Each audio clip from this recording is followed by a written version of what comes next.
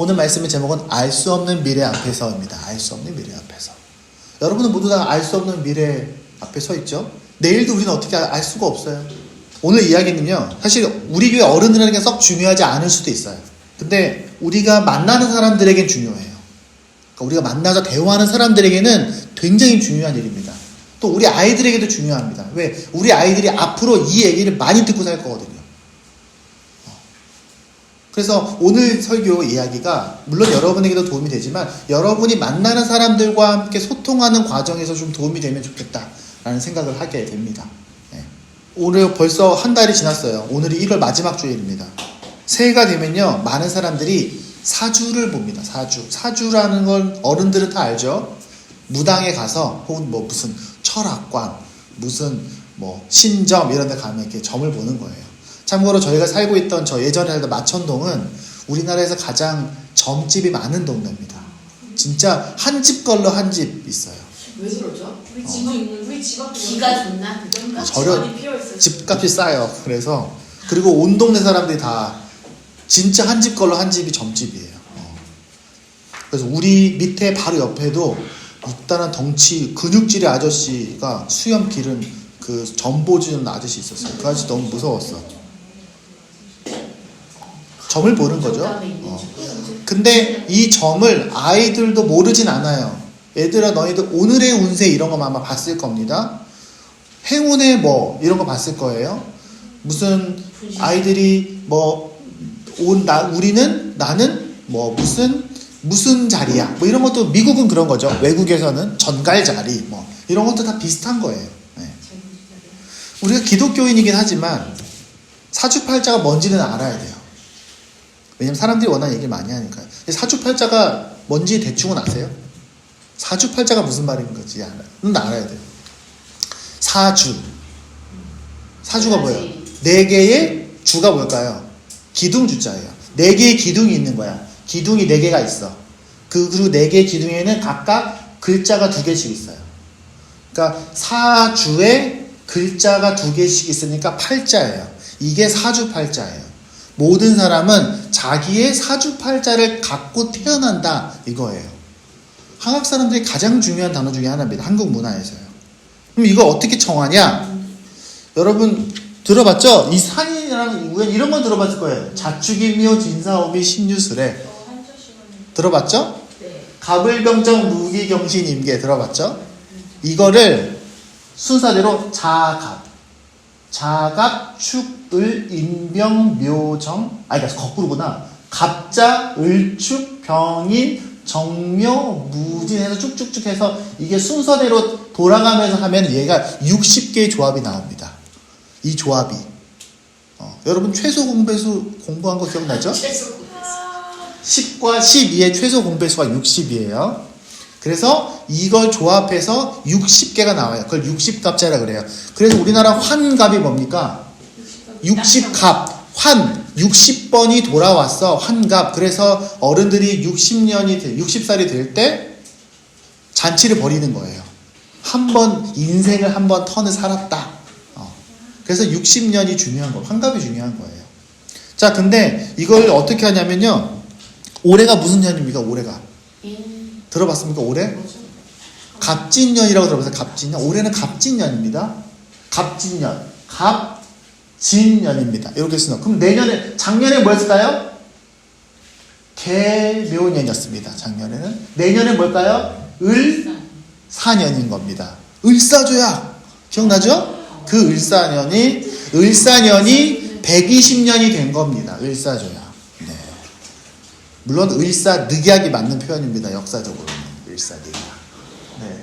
뭐 우리가 알고 있는 뭐가 있을까요? 임진왜란. 임진년에 생긴 게 임진왜란입니다. 갑신정변입니다. 네. 근데 이제 올해 그래서 뭐라고 들어봤죠? 올해 뭐 청룡의 해라고 들어봤죠? 청룡의 해. 그래요, 맞아요. 서연이가 용띠라고 하죠? 용이 진씨입니다. 우리 아내도 아마 용띠일 거예요. 그죠? 진심이네. 그리고 청룡의 청자는 어디서 왔냐? 뭐 나중에 알겠지만 오방색이라고 있어요. 오방색. 우리나라 오방색이 순서대로 돌아가면서 12개의 여기랑 합치는 거예요. 그래서 그 색깔이랑 이 동물이 합쳐서 청룡의 해, 뭐 붉은 돼지, 뭐 이러면서 얘기하는 거예요. 네. 세상 쓸데없는 겁니다. 자, 그런데 그러면 이걸로 몇 개의 사주가 나올까? 이걸로 4개가 이건 연, 월, 일, 시가 되죠. 연은 60종류가 돼요. 월은 돌아가지만 12개의 종류가 나옵니다.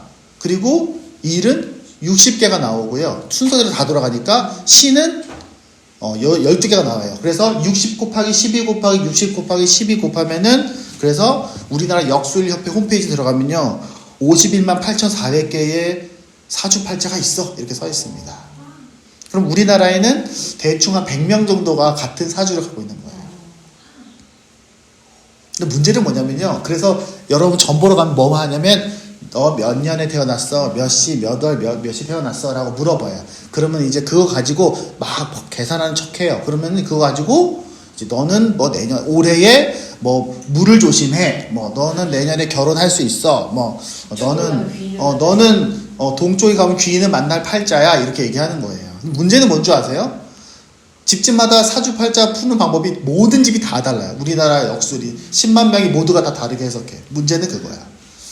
알죠? 오늘의 운세 신문지 제 대학교 때 했었어요. 오늘의 운세 쫙 다 펼쳐놓고 신문지 10개의 오늘의 운세 전부 다 보거든요. 전부 다 펼쳐서 비교해. 해봐. 한번 하게 해요. 그 언론 이런 거 배울 때. 다 달라. 그리고 또 역술학계 가잖아요. 역술학계 요즘에 맨날 싸워요. 왜? 이걸 해석하는 기준이 동지냐 입춘이냐 그거 갖고 싸워요. 보통 우리나라는 입춘으로 기준을 가지고 해석을 시작해요. 근데 이제 역술인 중에 굉장히 연구하고 고민하는 분들 고문학 찾아가면서 동지가 기준이야. 이 어리석은 것들 우리나라 사주팔자 해석은 다 틀렸어. 뭐 이러면 싸웁니다. 그분들요. 우리나라 큰 두 개 회사가 있어요. 우리가 보기엔 불쌍한 인생. 좀 답답하죠, 사실. 근데 물론 뭐 문화적인 것도 있으니까 그렇다고 할 수 있죠. 근데 요즘에 또 뭐가 문제입니까? 그 애 태어나는 시간하고 날짜를 다 정할 수가 있어요. 의사님 물어보죠. 몇 날 며칠을 태어나기 원하십니까? 그러면은 우리 수가 이제 뭐 저는 어린이날 태어나고 싶어요. 그러면은 뭐 예정일이 5월 7일이고 8일이면 어린이날, 어버이날 맞춘 사람도 있고 엄마 생일, 아차 생일 비슷한 맞추기도 하고 그래서 어떤 사람은 무당을 찾아갑니다. 찾아가서 우리 아이 수술 몇 날 몇 시에 해야 될까요? 그래서 병원에 가서 의사 선생님한테 했는데 의사 선생님이 시간이 늦어서 애가 더 늦게 나왔어. 그럼 난리 나는 겁니다. 근데 그럼 12지신 어디서 왔을까요? 12지신. 이 자축인묘, 진사오미, 신유술의 이 12동물이 어디서 오냐면은 중국 도교에서 옥황상제를 지키는 12동물이에요. 그럼 이 12동물은 어디서 왔을까? 네. 인도 힌두교에서 왔습니다. 중국의 대부분의 모든 건 동물 뭐 나오면 무조건 다 힌두교예요. 힌두교에 나오는 수많은 동물들이 온 거예요. 그 힌두교 안에 그 동물들에 대한 게 있고 그게 중국 도교에서 12개가 정리가 됐고 그거를 드래곤이 중국이 아니었단 말입니다. 물론 그렇죠. 물론이죠. 그리고 그 12동물 중에 생각해봐요. 여기 뭐가 있냐? 원숭이도 있잖아요. 우리나라 원숭이 잘 모르잖아요. 우리나라 역사 속에서 원숭이라는 게 등장하지 않아요. 또 뭐가 있을까? 안 등장한 거. 우리나라 사람들이 그런 동물이 있다는 걸 또 모르는 거. 양도 몰랐어요, 사실은. 양이라는 동물이 있다는 걸 안 지가 얼마 안 됐어요. 우리나라 역사에서는. 네. 그러면은 우리는 이제 중국에서 그대로 배웠기 때문에 그런 거예요. 근데 문제는 뭐냐면 나라마다 12동물이 또 달라. 다 달라요. 참고로 우리나라랑 동아시아, 동남아시아 이 문화권에 이걸 쓰는 나라들이 많이 있는데 실제로 12지신이 동일한 우리나라와 동일한 나라는 캄보디아 하나밖에 없어요. 그러니까 우리나라는 캄보디아 사람이 한국에 와서 점을 보면 맞출 수 있어요. 일본만 가도 안 돼. 왜 일본만 가도 이게 달라요. 종류가 조금 달라요. 그러니까 이 사주팔자 맞춘다는 게 좀 그렇다는 거예요. 참고로 저보고 사주팔자 봐달라고 하면 봐줄 수도 있습니다. 이거 다 공식이 있어 다. 뭐 어느 동물은 어느 동물이랑 안 맞고 어느 동물 그게 다 계산이 있어. 실제로 프로그램도 있어요 다. 무엇을 기준으로 하십니까? 공을 기준으로 하십니까? 동지를 기준으로 하십니까? 그것까지 외우고 있지도 않아요. 이건 중요한 거예요. 근데 문제는 뭐냐면 우리나라는 또 너무 많은 게 섞여 있어. 왜냐면은 분명히 절인데, 그쵸? 불자 그림이 그려져 있는 절인데, 무당인데, 도교인데, 약간 그런 무속 점을 보시고 신을 내리면 받았다고 말하면서 동자고 뭐 이래요. 그러니까 도대체 몇 개의 종교가 섞여 있는지 모르겠어요. 근데 지금의 모습이 그래서 우리나라는 된 거예요. 그래서 관상은 더 그래요. 관상 여러분 뭐 얘기하죠. 관상은 통계학이야. 근데 그거 정말 관상학자한테 물어보면 얘기합니다. 관상은 통계학도 아니에요, 사실은. 그 당시 어떻게 통계학이 있을 수가 있겠어? 수천 년 전에 중국에서. 그러니까 관상도 누군가 그냥 그렇게 쓰는 거예요. 그건 통계학도 아니에요, 엄밀하게 말하면. 왜 그럴까? 사람들 미래를 알고 싶어 하기 때문에 그래요. 사람들 다 미래를 알고 싶어 해요. 그래서 사람들이 점도 보고요, 오늘의 운세도 봅니다. 왜 그럴까요? 왜 그런 걸로 궁금해할까요? 우리 아이들 게임할 때 가차 돌리죠? 가차가 뭔지 알아요? 어른들? 애들은 알아요. 가차가 뭔지 알아요. 그거 어른들은 잘 모르지만 애들은 게임에서 본 단어이기 때문에 가차를 알아. 그러면은 이걸 눌렀을 때 어떤 아이템이 나올지 알면 얼마나 좋겠어요?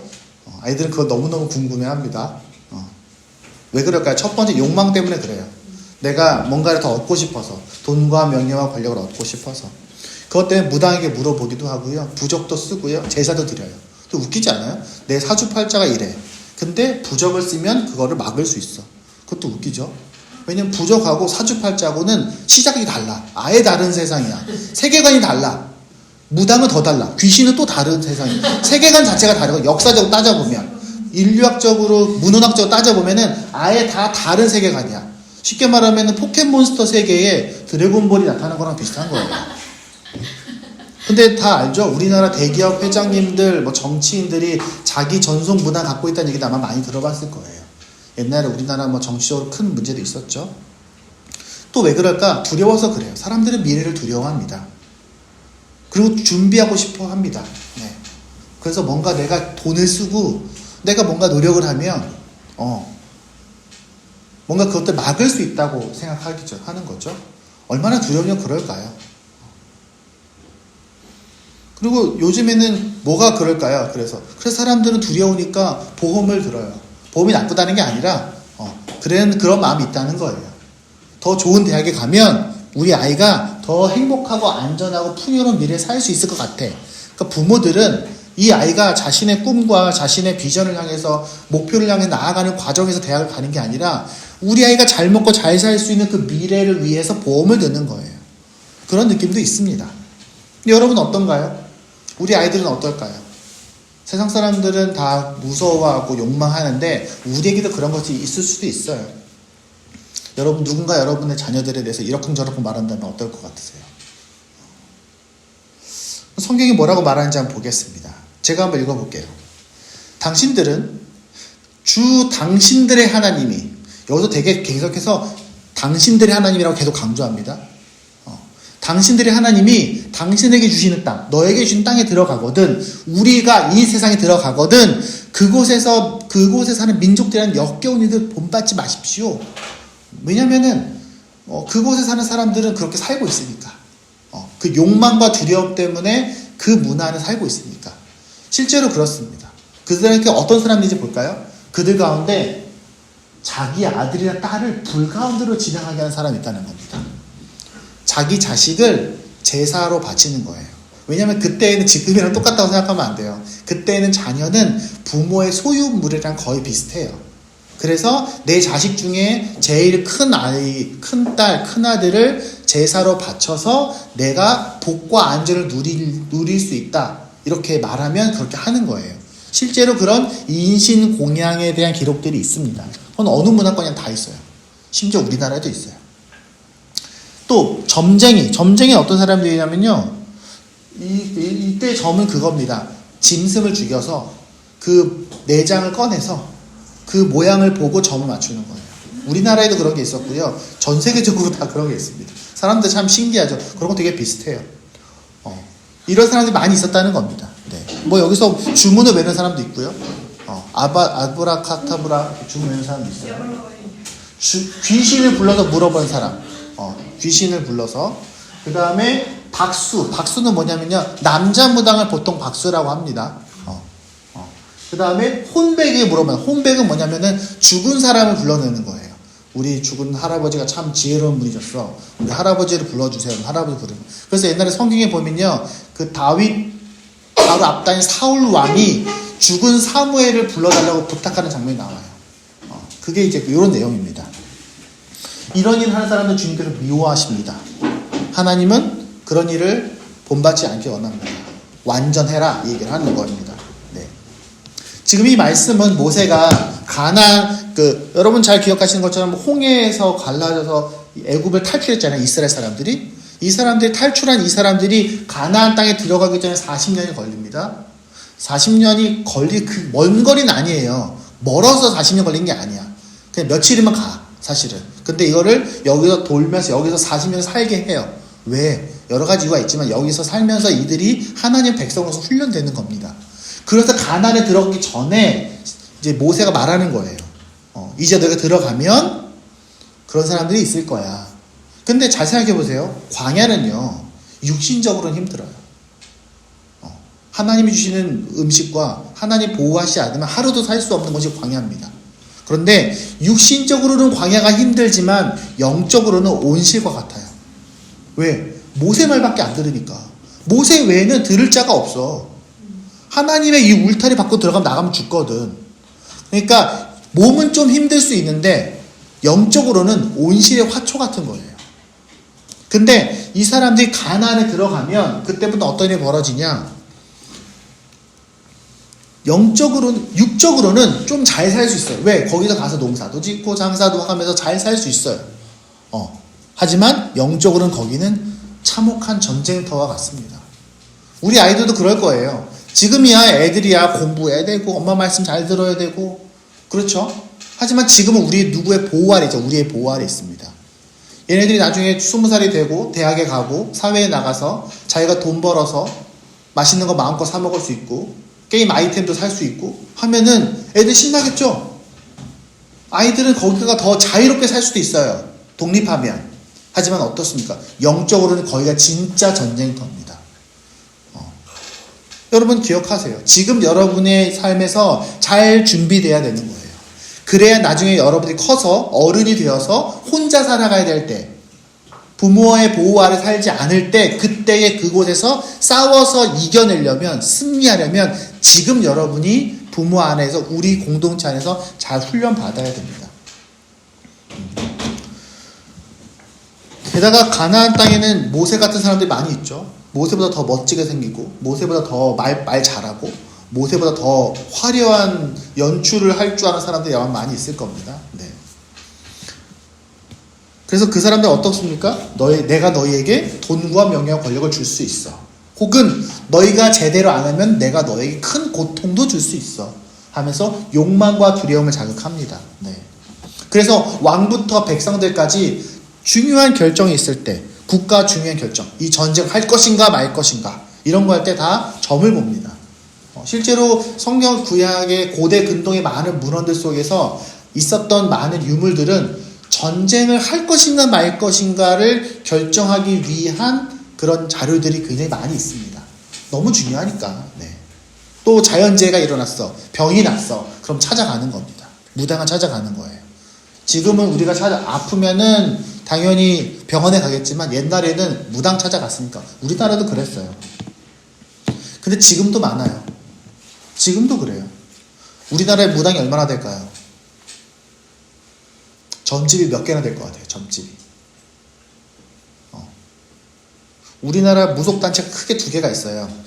그 사람들의 주장에 의하면 우리나라 무속인은 최대 자기네들의 회원만 각각 30만 명씩 60만 명 된다고 말해요. 자기들 말로는 그래요. 그리고 우리가 전부 다 모으면은 200만 명 모일 수 있다고 말해요. 그래서 예전에 한번 우리나라에서 자기네들 무속인들 데모할 때가 있었어요. 데모할 때 우리가 200만 명 모은다 라고 하면서 뉴스에 크게 했었습니다. 물론 그동안 되는 것 같지는 않은데, 그리고 해외 언론에서는 우리나라 무속 시장을 4조 원대라고 추정했습니다. 최대 4조 원대. 근데 물론 뭐 그게 실제 맞냐는 좀 논란이 있어요. 그래서 제가 워낙 기사들이 서로 내용이 다르니까 통계청을 좀 찾아봤습니다. 통계청에서 우리나라에서 무속인 숫자가 나와요. 그리고 무속인 업체 등록된 사업자 등록증 숫자도 나와요. 그걸 제가 찾아봤어요. 그래서 대충 신문 기사 몇 개랑 찾아보니까 대충 교회하고 비슷합니다. 한 것 같아요. 제가 볼 때는. 우리나라 교회가 6만 개 정도 있고요. 목회자가 한 10만 명쯤 됩니다. 우리나라에. 제 생각에는 무속이 그 정도 규모 되는 것 같아요. 그러니까 우리나라에서 가장 큰 종교 집단은 개신교, 천주교, 아니고 개신교, 무속, 천주교인 거예요. 순서대로 하면. 지금 이제 불교 인원이 많이 작아졌으니까. 타 종교에도 이런 게 많이 있습니다. 여러분 불교 가도요. 스님들한테 이렇게 공양 드리고 물어봐요. 스님 저희가 언제 결혼해야 되겠습니까? 이런 물어봅니다. 이사 언제 해야 되겠습니까? 이 사업을 할까요 말까요? 물어봅니다. 그럼 이렇게 스님들이 이렇게 알려주기도 합니다. 이단들은 더 많이 그래요. 기독교 외에 기독교 바깥에 있는 많은 이단들은 그렇게 그 사람들이 어떤 우리나라의 무속적인 그런 요청들을 해결해 주면서 종교가 커지기도 합니다. 안타깝게 교회 안에도 그런 게 있습니다. 평범한 교회 안에도 이런 모습들이 있어요. 예전에 우리 교회에서 저기 양무리 교회라고 최영 목사님께서 잘 아시는 교회에 리더스 웨이라고 해서 한번 간 적이 있어요. 리더드 훈련으로 갔어. 그래서 거기서 갔는데 금요일날 오후에 갔거든요. 그래서 금요일날 저녁에 금요철야를 근처에 있는 되게 큰 감리교회 우리에 가서 기도회를 했었어요. 혹시 기억나는지 모르겠어요. 그때 마지막에 예배 다 끝나고 기도회가 다 끝나니까 한 부부가 젊은 부부가 이제 막 태어난 신생아를 될 교회를 처음 온 거야. 금요 기도회를. 그러면서 이제 앞에 가서 목사님에게 축복 기도회를 하고 데리고 들어가요. 그래서 목사님께서 이렇게 축복 기도를 해주시고 이렇게 말씀하십니다. 이 아이는 의사가 될 겁니다. 그러니까 모두가 다 아멘 이러면서 기도회가 끝났어요. 제가 되게 인상 깊었어요. 뭐 물론 많이 그렇진 않겠지만 그런 것도 있다는 거예요. 많은 교회가 목사님에게 약간 그런 것들을 요청하기도 합니다. 그래서 심지어 어떤 목사님은 나한테 와서 이사 날짜 물어보지 말라고. 우리나라 되게 큰 거 많아요. 여러분 이사 날짜 아이들 잘 모르지만 거기에 보면 요즘 옛날 어른들 보는 달력에는 손 없는 날 있습니다. 손 없는 날이 뭔지 아세요? 귀신들이 활동하지 않아서 이사해도 안전한 날. 그럼 언제 활동합니까?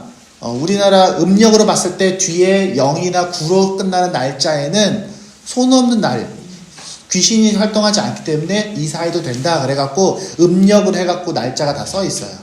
왜 그러냐면은 1, 2, 3, 4, 5, 6, 7, 8일은 동서남북으로 해서 두 개씩 그 활동하는 그 귀신의 종류들이 다 있어요. 그래서 그거 따져서 달력을 처음 만들 때 달력 만드는 회사에서는 손 없는 날을 다 체크합니다. 그래서 손 없는 날에는 이사 비용도 비싸요. 손 있는 날에는 뭐 이사 비용 뭐 200만 원 하면은 손 없는 날은 더 비쌉니다. 안타깝지만 우리나라 어른들 되게 그런 거 중요하게 생각합니다. 그래서 저는 이제 이사할 때 꼭 물어봅니다. 꼭 손 있는 날로 해주세요.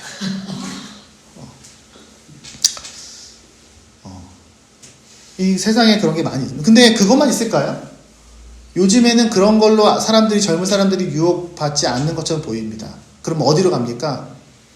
인터넷에, 도서관에, 뭐 타로도 있지만 너에게 돈을 잘 벌게 해줄 거야. 너가 성공하게 해줄 거야 라고 써있는 그 수많은 자기 개발서들. 너 이 책 한 권이면은 주식 부자가 될 수 있어. 너 이거면은 성공할 수 있어. 그래서 정말 우리나라에서는 가장 돈을 많이 쓰고 베스트셀러들은 대부분 자기계발서에서 나옵니다. 저는 이어져 있다고 생각해요. 이 말씀이 옛날에는 그냥 귀신 얘기처럼 보이지만 인간 안에는 욕망과 두려움을 통해서 권력을 장악하고 돈을 벌고 싶어하는 그런 사람들의 그런 메커니즘에서는 그런 부분도 연결되어 있습니다.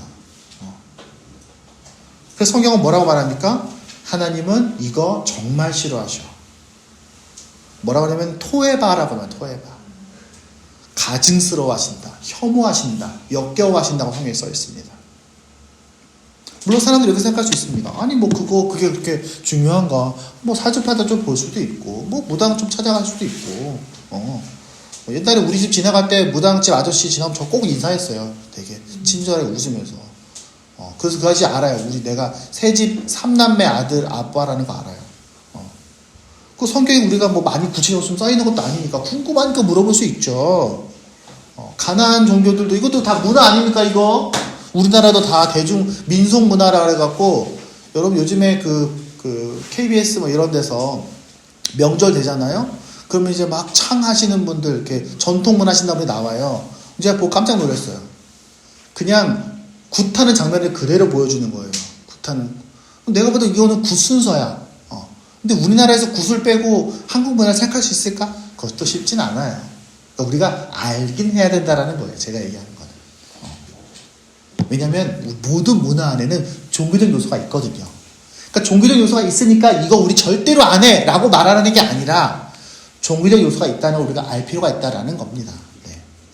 왜냐면 이 행위가 재밌어서 하는 게 아니라 이 세상의 주인이 하나님이다라는 것을 거부하는 행위이기 때문에 그렇습니다. 조금 더 얘기해 볼까요? 자, 이제부터 좀 중요한 얘기입니다. 여러분, 악한 영은 우리의 미래를 볼 수 있을까요? 사람들 물어봐요. 제가 올해 어떻게 되겠습니까? 우리 딸이 이번에 대학에 붙겠습니까? 라고 물어봐요. 그러면은 무당이 말합니다. 딸 사주팔자 갖고 와. 그래서 막 계산을 합니다. 그러면서 막 신의 접신이 된 것처럼 이렇게 표현하고 말해줍니다. 그리고 그 사람들이요, 우리의 과거를 맞추기도 해요. 너 남편이랑 사이가 안 좋지? 너 뭐 어릴 때 너 물에 가서 고생한 적 있지? 맞출 수도 있죠. 맞출 수도 있어요. 근데 무당이 정말로 영적인 영험함이 있어서 과거를 맞춘다고 해도 미래를 아는 거랑은 좀 다르다는 거예요. 과거는 뭡니까? 제가 가도 제 과거를 맞출 수도 있어요. 무당이 저보고 목사구나 맞출 수 있어요. 왜냐면 우리 아버지는 실제로 무당집에 굿하는 데 갔다가 쫓겨난 적이 많이 있으시거든요. 왜냐면 우리 시골에서 워낙 굿을 많이 하니까. 근데 그래서 무당 중에는 이렇게 굿하기 전에 누구 찍어서 나가라고 합니다. 교회에 오래 다녔던 사람들 내보내기도 합니다. 실제로 그런 일이 있어요. 근데 그 사람들이 우리의 과거를 안다고 해서 미래를 아는 거랑 다르다는 거예요. 왜? 과거를 아는 건 정보예요. 너가 옛날에 이랬구나. 너 이런 일이 있었구나. 귀신을 알 수 있죠. 근데 미래는 완전 다른 얘기야. 왜? 미래는 정해졌나요? 미래는 정해졌다고 생각하는 거예요. 그들은. 그리고 미래에 이런 일이 있을 수 있어. 그리고 귀신은 이 미래를 바꿀 수도 있어. 과거를 아는 거라면 미래를 아는 거랑 완전히 달라요. 귀신이 우리를 미래를 정해주고 너 올해 결혼할 수 있어 라고 말하고, 혹은 너 올해 취직할 수 있어 라고 말하고, 그렇게 할 수 있을 것처럼 줄 수도 있겠지만, 또 너 올해 크게 아플 거야 라고 말하고 우리가 계속해서 나 아플 거야 라고 생각하게 만들 수는 있겠지만 미래를 정할 수는 없습니다. 다시 말하면 여러분이 혹시 어딘가에서 만나서 나의 과거를 모두 다 알고 있는 어떤 특별한 영험할 사람을 만났다고 해서 그 사람이 나의 미래를 알 수 있을 거라고 생각하지 마십시오. 전혀 다른 얘기입니다. 왜? 하나님이 우리의 미래를 정하지 않으셨거든요. 어떤 사람이 이렇게 얘기합니다. 하나님 우리의 미래를 알고 계실까요? 그러면은? 하나님 우리의 미래를 알고 계실까요? 물론 하나님은 이게 사실 좀 신학적인 얘기 어렵긴 해요. 근데 잘 생각해 보세요. 하나님은 우리의 미래를 아셔. 그러면은 소라가 몇 년도에 죽을지 아실까요? 하나님은? 제가 몇 년도에 무슨 암에 걸릴지를 하나님은 아실까요? 아실 수도 있죠. 근데 잘 생각해 보세요. 그럼 하나님 우리의 미래를 정해 놓으셨을까? 여기서는 그렇게 어렵지 않아요. 생각해 보세요. 내 미래를 정하셨을까? 자, 만약에 하나님께서 미래를 정했어. 그럼 정해진 그 미래의 하나님은 어떨까요? 정해진 미래의 하나님은 지금의 하나님이 그 미래의 하나님에 의해서 정해진 거잖아요. 그럼 미래의 하나님은 자유가 없네? 지금의 하나님이? 잘 생각해 보세요. 하나님 우리 미래의 자유를 주셨어요. 너희는 자유다. 진리가 너희를 자유하게 할 거야. 너희는 자유롭게 살아. 내가 너에게 프리를 줬어. 그러면 하나님 미래가 정해졌다면 우리는 자유롭지 않네? 정해졌는데. 이건 굉장히 어려운 신학적 논쟁이긴 하지만 제가 좀 쉽게 설명해 보는 거예요. 미래를 정해 놓으셨냐 하는 거예요. 하지만 이럴 수 있습니다. 하나님께서 만약에 유아에게 유아야 내가 너를 정말로 멋진 여성으로 너를 이끌 거야. 너는 먼 미래에 멋진 리더가 될 거야. 라고 말하셨어요. 하나님이 그걸 미래를 말씀하신 겁니까? 아니죠. 하나님은 그렇게 하실 수 있기 때문에 하나님이 만들 수 있는 일은 반드시 만들 수 있어요. 그는 전능자니까. 하나님은 정해진 미래를 말려주시는 것이 아니라 내가 이렇게 할 거야 라고 말해주시는 거예요. 구약에 보면요 이런 거 있습니다. 이 나라는 멸망할 거야 라고 예언하십니다. 그 얘기는 하나님이 정해진 미래를 멸망할 거를 미리 알려주신 게 아니라 내가 이 나라는 지금 보기엔 굉장히 강력해 보이지만 내 뜻에는 이 나라는 멸망시키기로 결심하셨어 라고 말하면 이 나라는 반드시 멸망하는 거예요. 그거는 하나님의 미래를 정해서 알려주신 것이 아니라 그것이 하나님의 의지고 하나님이 원하시는 일은 반드시 이루어지기 때문입니다. 제가 자주 얘기하죠. 그래서 하나님의 그 말을 받은 사람은 예언, 미리 말하는 미리 예자에서 예언이 아니라 맡길 예자, 예금할 때 예자를 들어서 하나님의 말을 받은 사람이라는 뜻이에요. 그래서 예언자예요. 어떤 느낌인지 아시겠어요? 하나님이 미래를 정했다는 걸. 물론 제가 지금 말하는 것은 성경을 전부 다 이해했다고 말할 수 없죠. 전 하나님을 모르니까. 하나님의 그 위대하심을 알 수 없어요. 하지만 하나님이 우리의 미래를 다 정해놨고 그 정해진 미래도 우리 살게 되어 있어 라는 거는 성경적이지 않다는 거예요.